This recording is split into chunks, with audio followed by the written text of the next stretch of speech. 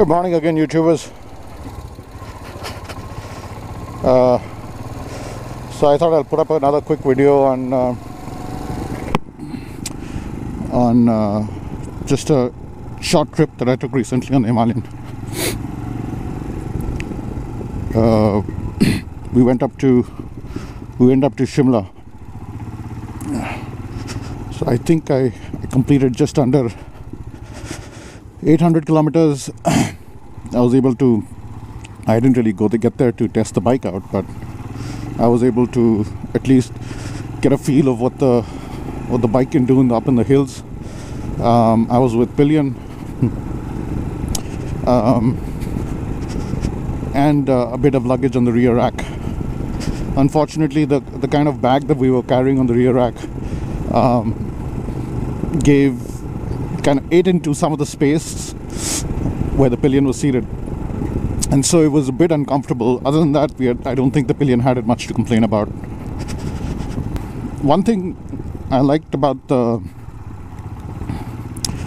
actually a couple of things, but really one thing that I really liked about the bike in the hills is there was a lot of road that was under construction, and the Himalayan being the Himalayan, not that it's proven itself out there, but it performed brilliant over the hills, over some of the pothole roads, with pillion and with luggage. So I'm happy about that. We all know the Himalayan seems to feel a bit underpowered, and this is something that I was fearing, which was the long straight expressways.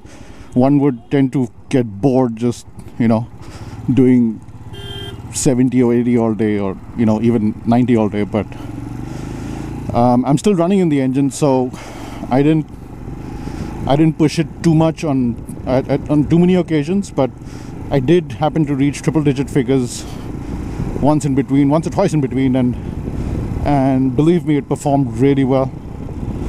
I could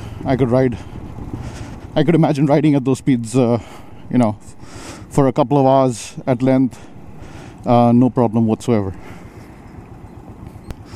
So yeah, I'm on my way to work, and I thought it's a good opportunity for me to give you a quick just talk about how the bike performed in the hills.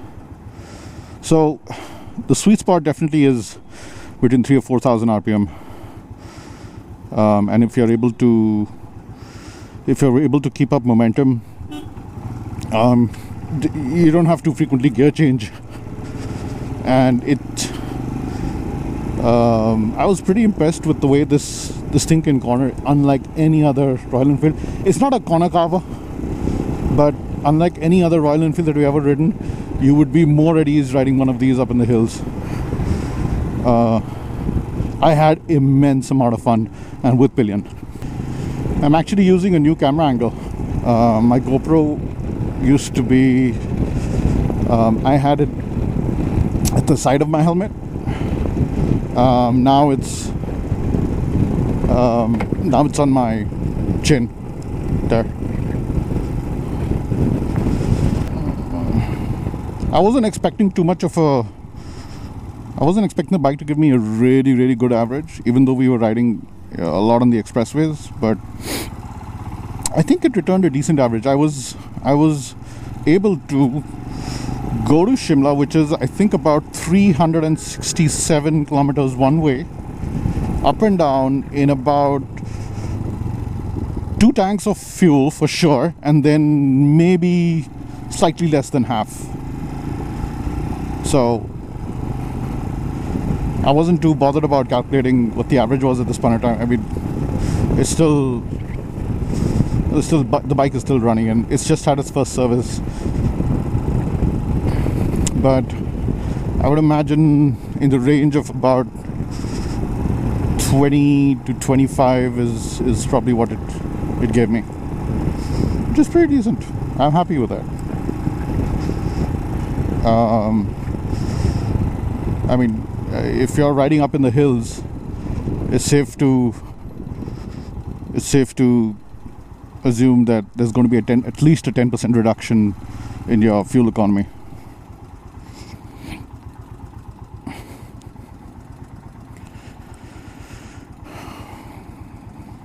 lot of people were asking me about whether the bike heats up and the RPM gradually increases to about 2000 RPM or somewhere in that region. I didn't really feel anything like that. I mean, the engine does emit heat, but it's not as bad as a completely air-cooled bike and heavier engine where it just becomes unbearable over time. That said, I haven't yet been stuck in a bad traffic jam for me to experience something like that. So I'll probably leave that for another time, and if it does happen, I'll let you guys know.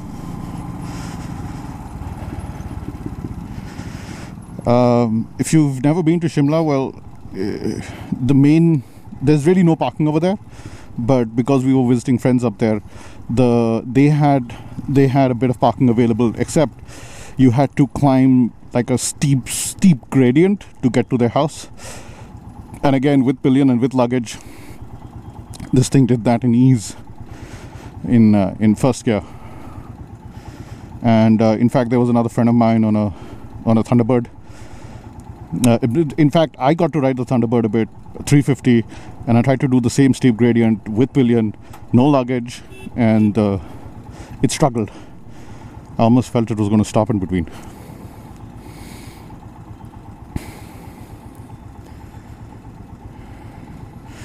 And then I also had an opportunity to ride a Machismo 500, and there's definitely a huge difference in the power delivery, in the performance, but I just find this bike so much more easier to ride. I just find this bike so well built. It's obviously way better maneuverable. Maneuverability is way better than any Enfield that we would have ridden. I think those things are just designed to go in a straight line.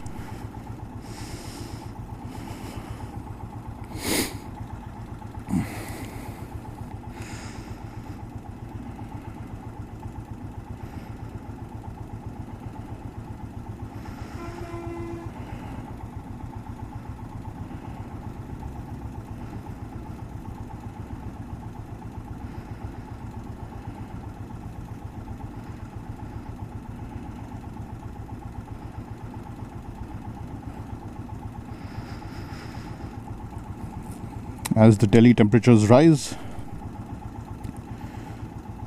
it's just, I don't think I'm ballsy enough to get my other bike out. Apparently it was 44 or 45 degrees Celsius yesterday. Today is probably going to be the same, and they're expecting a heat wave through this entire week. So it's got to be early Saturday mornings that I'm going to be able to get out. Something about the comfort level that you should know is, as a rider, I'm about 5'10", and I weigh about 90 plus kilos. So yeah, I'm pretty heavy. And the bike was extremely comfortable to ride over those long periods of time. Like I said, the only part that I wasn't enjoying was the fact that the pillion didn't have much seating space behind, and so she kept, shifting forward, which pressed me against the tank. So it was just uncomfortable. But when I was riding alone, or when I was riding with a pillion and no luggage, very comfortable. We did so initially when I first started off the journey. I mean, there was no tiredness, fresh. I did 200 and I rode all the way from here to Zirakpur. I think we stopped just before Zirakpur, which was about 250 or 60 kilometers from Delhi. So yeah, extremely comfortable. There are a couple of things that that people are bringing to my attention that I'm really unsure about at this point of time, but as and when I find solutions or answers to them, I'll speak about it in detail. But for example, just where the chain is, just where the footrest is near the chain seems to rest upon this little rubber piece, and so it's actually rubbing against that. It's while you're on the move. Just kind of weird. I just found that weird. I just don't think the chain should be rubbing against anything, and so it could have been. I may be wrong. Maybe there's an engineering technical aspect to it that I don't know about, but just common sense tells me it should be free moving. So if you guys are going to check out the Himalayan, definitely check out that area where the chain is closer to the footrest, that area, and you'll see the chain touching like a little rubber piece out there that rests upon the chain guard, I suppose. One thing I definitely like to comment about is the headlight in the hills. The high beam definitely needs to get adjusted. It's a little too high for my driving comfort, for my liking, sorry. And the low beam is okay, but if you're extensively going to travel with this bike, especially in areas with no lights, you might want to think about a pair of auxiliary lights that you can put up on these. I have no word on the accessories as yet. I spoke to the dealership yesterday, and they said that for some reason everything is stuck in Chennai at the port. When I asked them to define everything, I think they meant just panniers. They weren't able to give me details, but what I'm also hearing is that Royal Enfield is going to be supplying an aftermarket exhaust for this bike, although I'm really unsure about that. There's something that I've been meaning to ask everyone, and I haven't really got a straight response yet from Enfield. I know if you've test ridden the Himalayan, there's a lot of popping or backfire or popping or whatever you want to call it that takes place when you're deaccelerating. I don't know what that's all about. It's unburned fuel. It's I don't know, maybe the carb is jetted for higher altitude performance. I don't know what the explanation is or reason is, but if you guys have a answer to that, leave your comments below, and obviously I'll try and get some more information around that. That's not normal, is it? I mean, it's not overly annoying. I like it, but I just want to know why.